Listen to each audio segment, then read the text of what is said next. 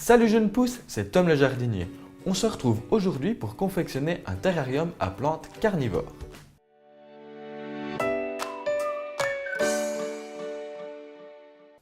Les plantes carnivores me font fantasmer. Pas toi? Enfant, je craignais qu'elles me mangent un doigt.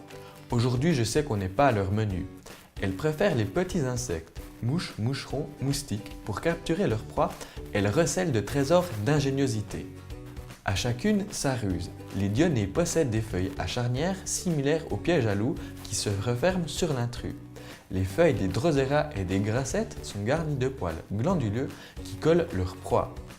Les népenthèses produisent des sortes d'urnes profondes remplies d'un liquide sucré où l'insecte gourmand se noie. Les plantes de tourbière, habituées des sols pauvres en minéraux, les plantes carnivores ont besoin de l'apport alimentaire des insectes pour compenser. La meilleure façon de les cultiver en intérieur, dans un ancien aquarium aux parois de verre que tu recycleras en terrarium, placé devant une fenêtre regardant l'ouest. Ainsi, elles auront chaleur, humidité et lumière pour prospérer.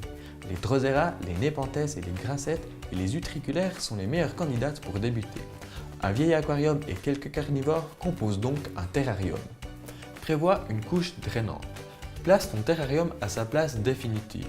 Attention, une fois garni, il sera difficile à transporter. Étale au fond une couche de billes d'argile ou de pouzzolane.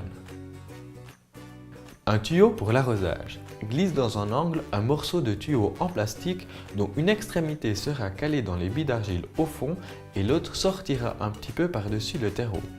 Ainsi, tu pourras arroser tes plantes carnivores par-dessous comme elles aiment. Façonne le relief. Prépare un mélange bien humide de 60% de tourbe blonde, 20% de sable de quartz, 10% de perlite et 10% de vermiculite. Recouvre le sol de 20 à 30 cm de substrat en modelant la surface de creux et de bosses pour donner du relief à ta composition. Dispose tes plantes les plus basses dans les creux et les plus hautes sur les dômes pour davantage de relief. Quand tu es satisfait, dépote-les et plante-les une à une. Arrose grâce au tuyau, l'eau doit juste recouvrir les billes d'argile. Voilà, tu sais maintenant comment créer une composition qui a du mordant. Si tu as des questions, n'hésite pas à me les poser en commentaire. Pour être tenu informé de ma prochaine vidéo, abonne-toi à ma chaîne et active la petite cloche. Si tu as aimé ma vidéo, mets un pouce vert. On se retrouve la semaine prochaine. Ciao jeune pouce!